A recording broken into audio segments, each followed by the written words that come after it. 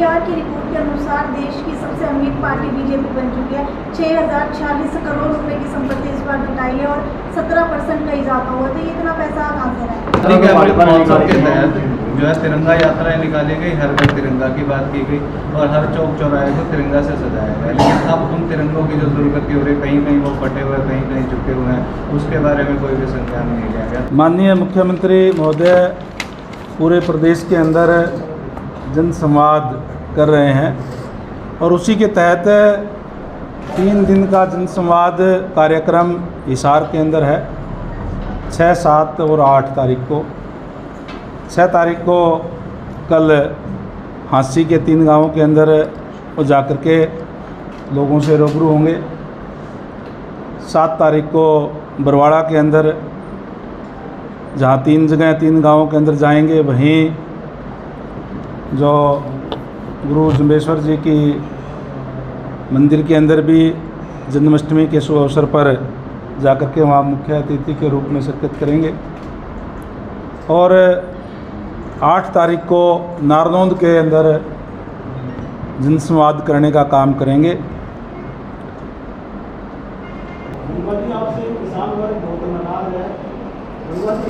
जी, किसानों को वोट दिया होगा, लेकिन आज किसान वर्ग भाजपा से नाराज है। वो काले झंडे दिखाने की बात कही है मुख्यमंत्री को, जो कल से कार्यक्रम शुरू हो। देखिए, चुनावी साल है, इस तरह की चीज़ें आपको जैसे पता ही है, मुझे तो कोई ज़्यादा बताने की ज़रूरत नहीं। किसानों की अगर मैं बात करूं तो जहां भारतीय जनता पार्टी की सरकार के अंदर हर वर्ग को जो है का ध्यान रखा गया और अगर सबसे ज़्यादा किसी एक वर्ग पे कार्य हुआ है तो किसानों के लिए हुआ है, क्योंकि किसानों को चाहे एमएसपी देने की बात हो और चाहे जिन फसलों की एमएसपी कभी भी नहीं मिली उन पे भी भावांतर भरपाई के रूप में, चाहे हमने सब्जियों के ऊपर भी, फलों के ऊपर भी, बाजरे के ऊपर भी और अनेक फसलों पर हमने देने का काम किया है। हमारे पड़ोस के अंदर जो है राजस्थान के अंदर कांग्रेस की सरकार भी है और पंजाब के अंदर आम आदमी पार्टी की सरकार है। कोई भी सरकार बता दे कि हम किसानों को ये देने का काम कर रहे हैं। हमारी सरकार ने जहां आज तक रिकॉर्ड उठा के देख लीजिए, जब से हरियाणा प्रदेश बना है तब से लेकर के और पिछले 9 साल से इसका कंपैरिजन करने का काम करें, सबसे ज़्यादा मुआवजा हमारी सरकार ने देने का काम किया और हर वो कदम उठाने का काम कर रही हैं जो किसानों के हितों के अंदर हो। हमने तो कोरोना काल के अंदर गाँवों के अंदर भी मंडियाँ लगाने का काम किया ताकि किसानों को कोई दिक्कत और परेशानी ना हो, वहाँ से उनकी फसल भी उठाने का काम किया किसानों की, क्योंकि किसान देश का अन्नदाता है और भारतीय जनता पार्टी इसके लिए बहुत ही गंभीर है और निरंतर इस पे जो है कार्य कर रही है। जी, आपने पंजाब और राजस्थान का उदाहरण दिया है। पंजाब में किसानों के लिए बिजली मिली है, राजस्थान में आयुष्मान कार्ड 10 लाख के साथ में एक्सटेंडर भी हुआ है। अगर कंपेरिजन किया जाए तो सभी मामलों में नहीं होते। सिलेंडर वहाँ 500 का है, यहाँ पे अभी 200 का हुआ है। आयुष्मान जो है वहाँ पे 10 लाख की है और डेथ हो जाती है तो उसका एक्सीडेंट। आपने केवल आयुष्मान कार्ड की बात कर दी। अगर आप आज बुढ़ापा पेंशन की बात करें तो उसमें वहाँ क्या मिल रहा है?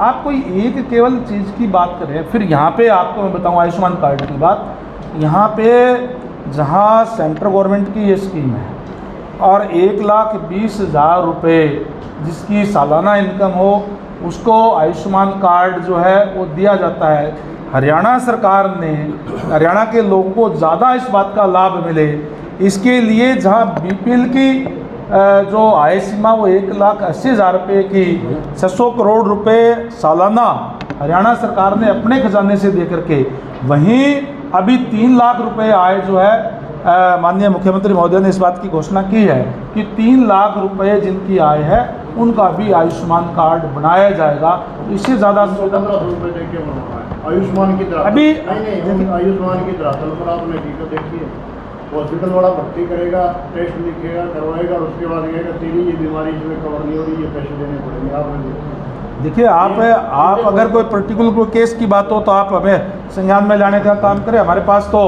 इस टाइप की कोई बात आई थी कि भाई ये कोई बात है, लेकिन देखिए मैं आपको बताता हूँ, अभी हम पन्ना प्रमुख सम्मेलन के अंदर थे, हमारा एक वर्कर मेनका जी पथरी होगी जी, डॉक्टर के पास मुझे जाना है, कोई कह दो थोड़ा रियायत करते, मैं तो आयुष्मान कार्ड नहीं है, अगर 2-3-4 दिन बाद में आया मुझे, मैं तो ध्यान हो गया, मेरा तो उतना फ्री में इलाज होगा।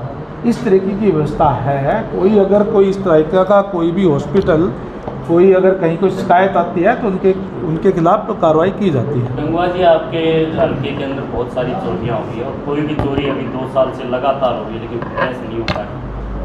देखिए, आप पर्टिकुलर कोई कौन सी जगह की बात कर रहे हैं? अगर कोई चिड़ौद की बात करें, चिड़ौद के अंदर चोरियाँ हुई थी, चोर पकड़ लिए गए हैं उसी टाइम पे। मैं खुद भी स्वयं भी गया था और 2 दिन के अंदर अंदर ही वो चोर पकड़े गए थे।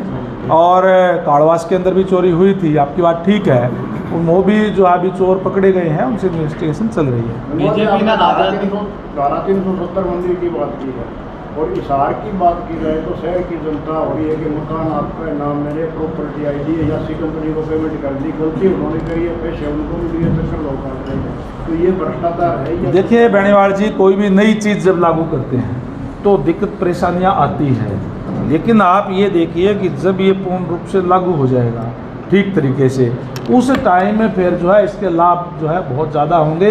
अभी आप पहले चाहे वो बुढ़ापा पेंशन की बात हम करें, जब शुरुआत में ये हुई थी कि पहले जो है बुढ़ापा पेंशन जो है वो पटवारियों को दी जाती थी, भी दे देंगे, तो एक आमतौर पर शिकायत आती थी कि गलत साइन करा लिए किसी ने और मेरी पेंशन जो वो ले गया। उसके बाद में सरपंचों को दी तो भी ये शिकायतें आती थी कि सरपंच मेरी पेंशन खा गया। अब डायरेक्ट जब बैंक खातों में की तब भी ये बातें आई थी कि बुजुर्ग कहाँ से पेंशन लेकर के आएंगे। आज कोई दिक्कत परेशानी किसी को नहीं है।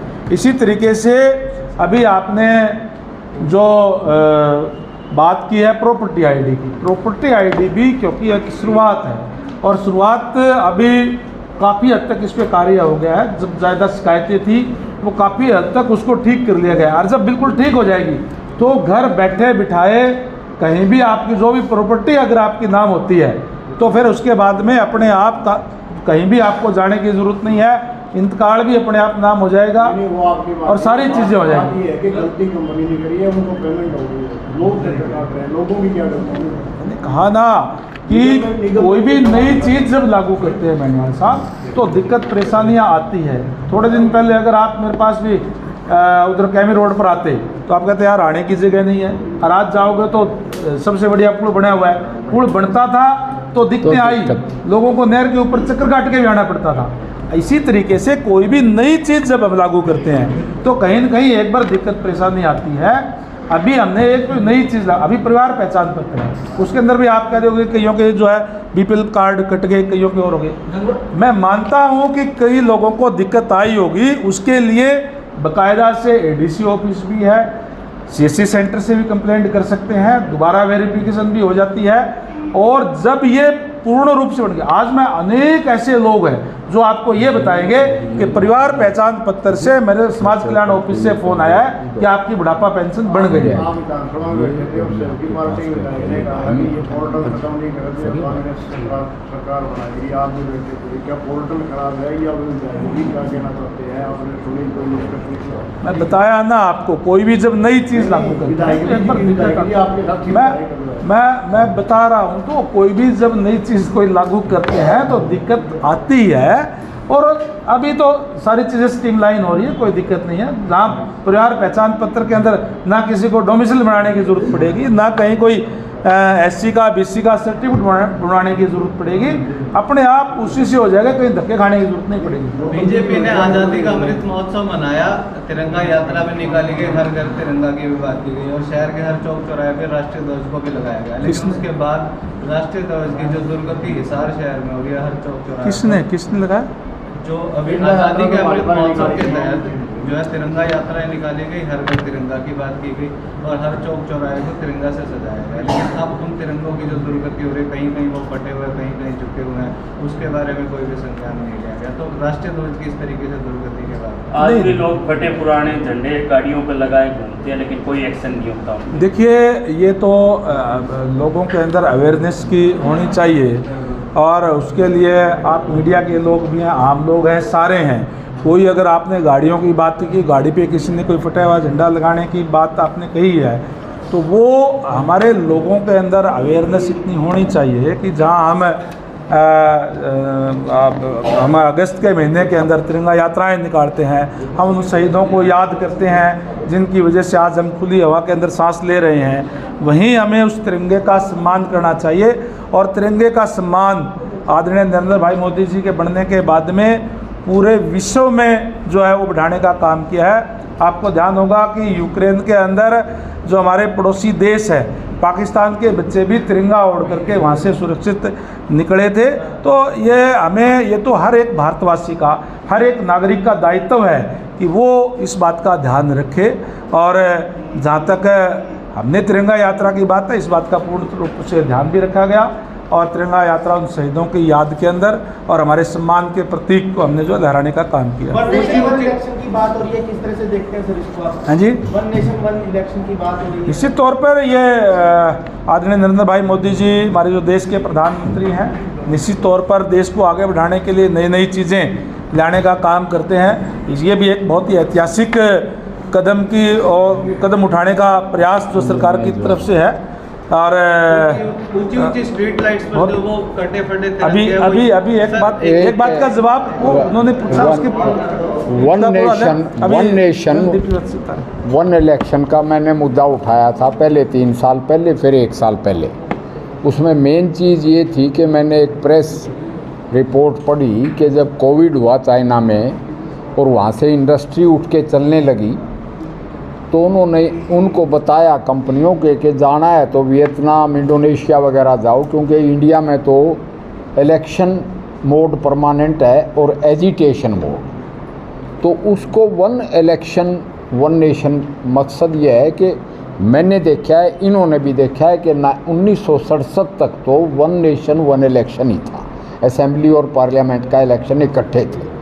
उसके बाद सरकारें गिर गई, एंटी डिफेक्शन लॉ था नहीं, उसमें संयुक्त विधायक दल की सरकारें बनी, वो इंदिरा ने डिसमिस कर दी 356 के तहत। और उसके बाद असेंबली के इलेक्शन की उम्र अलग होगी और पार्लियामेंट की अलग होगी। फिर 1980 में आई एक दफ़ा दोबारा, तो डिसमिस की सरकारें। तो इस तरह से ये देश पे बहुत बड़ा ड्रेन है, उसकी रिसोर्सेज पे भी, मैन पावर पे भी और वर्क आवर्स पे भी, कि जिंदाबाद मुर्दाबाद चलती रहती है। सरकार का पैसा तो खर्च हुआ, आचार संहिता लगी वो अलग, मगर पब्लिक मनी और पब्लिक एफर्ट की भी वेस्टेज होती है। इसलिए 5 साल के लिए चुनी गई सरकार फिर उसको काम करने का अवसर मिले, वो अपना क्रियान्वित करे काम।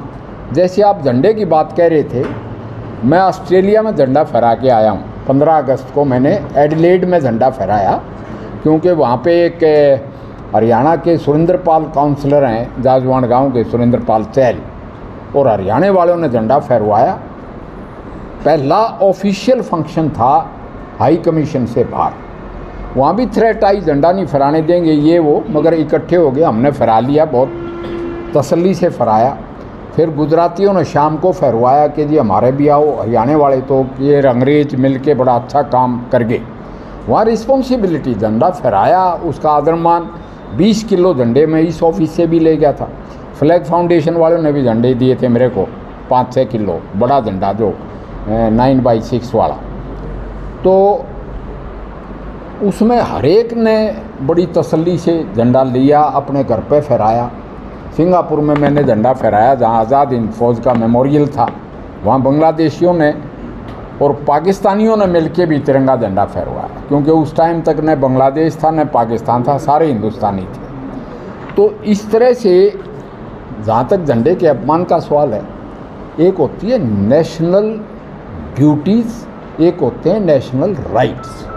जो नेशनल ड्यूटी नागरिक को समझनी चाहिए कि झंडा मेरी कार पर लगा है तो मैं उसका कैसे उसका सम्मान करूं, अगर मेरे घर पे लगा है तो उसका कैसे मैं सम्मान करूं। तो ये आप प्रेस के माध्यम से हम ये ज़रूर बताना चाहेंगे लोगों को कि देश के प्रति, समाज के प्रति और नेशनल आइकन्स के प्रति भी अपनी ड्यूटी समझें। ADR की रिपोर्ट के अनुसार देश की सबसे अमीर पार्टी बीजेपी बन चुकी है। 6046 करोड़ रुपए की संपत्ति इस बार जुटाई है और 17% का इजाफा हुआ। तो ये इतना पैसा कहाँ से आया? अब ये तो जो है लोग दे रहे हैं। लोग जो है जो जिस पार्टी देखिए जो जिस तरीके से लोगों के मन में आदरणीय नरेंद्र भाई मोदी जी और भारतीय जनता पार्टी बसी हुई है, जिस तरीके से कार्य कर रही है, जिस तरीके से देश का गौरव बढ़ाने का काम किया, हर कोई उसमें सहयोग कर रहा होगा। वो तो आप मैं इसको नहीं बता पाऊंगा कि कितने कहाँ से आए हैं। सर हर वर्ग धरने के ऊपर बैठा हुआ है, हर कोई कह रहा है किसी को पेंशन नहीं मिल रही है, किसी को कुछ नहीं मिल रहा है, लेकिन उसके बावजूद भी बीजेपी के जो पैसे हैं उसके अंदर इजाफा लगातार होता है। मैंने पहले बताया ना, चुनावी साल है और इस चुनावी साल के अंदर कईयों को अपना नाम किस तरीके से आगे आए, लाइमलाइट में आए, कई जो है उसके अंदर कुछ लोगों को बहका लेते हैं, अपने आप को लीडर बनाने की भी कोशिश करते हैं, तो ये तो चलता है। लेकिन हमने हर वर्ग को सम्मान देने का काम किया है, हर वर्ग के लिए सुविधाएं देने का काम किया है और जो वंचित वर्ग है उनको भी आगे लाने का काम कर रहे हैं। सर कल एक कांग्रेस ऑफिस में झगड़ा हुआ आपस में, उसके बारे में कांग्रेस दफ्तर में कोई झगड़ा हुआ है कल, तो उसके बारे में आप कोई प्रतिक्रिया देना चाहेंगे? मैंने जैसे पहले बताया कि कांग्रेस पार्टी अलग अलग गुटों में बटी हुई है और उसके अंदर कोई नेतृत्व नहीं है। बगैर सक्षम नेतृत्व के कोई भी पार्टी चल नहीं पाती। पार्टी तो क्या कोई घर भी नहीं चल पाता, ये तो पार्टी है। तो उसी का परिणाम है कि आज वो अलग अलग गुटों में बटे हुए हैं। एक किसी को कोई पद दे देते हैं तो दूसरा उसका विरोध करने का काम करता है। यही कारण है कि जो बहुत पुरानी पार्टी थी आज गर्त में जा रही है, ये और गर्त में जाएगी। गंगवा जी, जो एक छोटा सा सवाल कि जो शहर भर में सरकारी स्ट्रीट लाइट्स है जो काफ़ी ऊंची ऊंची, उनके ऊपर जो राष्ट्रीय ध्वज जो कटे फटे हैं झुके हुए, क्या उन्हें सम्मान को उतरवाया जाएगा या वो ऐसे ही लटके हैं? निश्चित रूप से अगर कोई सरकारी स्तर पे है तो उसको उतरवाया जाएगा और है तो हमने जो संस्थाओं के माध्यम से भी इस टाइप के जो बहुत सी संस्थाएं हैं वो काम करती है, वो कर भी रही है।